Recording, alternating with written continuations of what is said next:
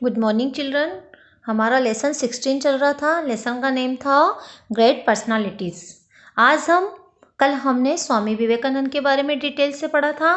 आज हम Saint mother Teresa के बारे में पढ़ते हैं। तो सेंट मदर टेरेसा के बारे में पढ़ने के पहले मैं आपको कुछ सुनाना चाहती हूँ, उसको ध्यान से सुनिए। दुनिया में लगभग सारे लोग सिर्फ अपने लिए जीते हैं, पर कई उदाहरण ऐसे भी हुए जिन्होंने अपना पूरा जीवन परोपकार और दूसरों की सेवा में अर्पित कर दिया।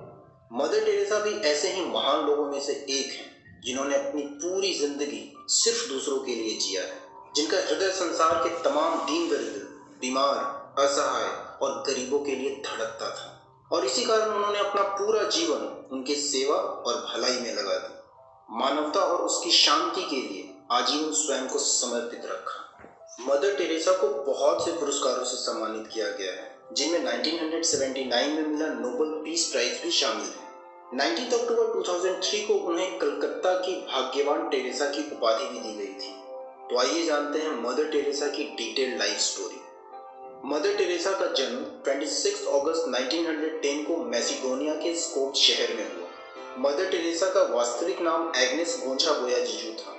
उनके पिता निकोला बोयाजू एक साधारण बिजनेसमैन थे। जब मदर टेरेसा सिर्फ 8 साल की थी, तभी उनके पिता की मृत्यु हो गई, जिसके बाद उनके पालन पोषण की सारी जिम्मेदारी उनकी माँ द्रोणा बोयाजू के ऊपर आ गई। बचपन से ही मदर टेरेसा को सामाजिक और धार्मिक प्रचारकों की कहानियां सुनने का शौक था, और इसीलिए सिर्फ 12 साल की उम्र में ही उन्होंने ठान लिया कि वे अपना सारा जीवन समाज सेवा के लिए समर्पित कर देंगे, और 18 साल की उम्र में उन्होंने सिस्टर्स ऑफ लेरेटो में शामिल होने का फैसला लिया। 15 अगस्त 1928 को उन्होंने अपने इस क्रांतिकारिक अभियान की शुरुआत की थी। इसके बाद 1929 में मदर टेरेसा भारत आई और दार्जिलिंग में उन्होंने शिक्षा ग्रहण की। वहीं हिमालय की पहाड़ियों के पास सेंट टेरेसा स्कूल में वे बंगाली सीखी और वहां बच्चों को पढ़ाने लगी। अक्सर क्लास में पढ़ाते हुए उनकी नजर खिड़की से बाहर उन गरीब लोगों पर पड़ती जो झोपड़पट्टी में रहते थे। ये सब देखकर उनका हृदय दुख से भर जाता था। उन लोगों की यह दशा देखकर उनके हृदय में सेवा का भाव उत्पन्न हुआ। 24 में 1931 को एग्नेस नन बन गई, और तभी उन्होंने अपना मूल नाम बदलकर टेरेसा रख लिया।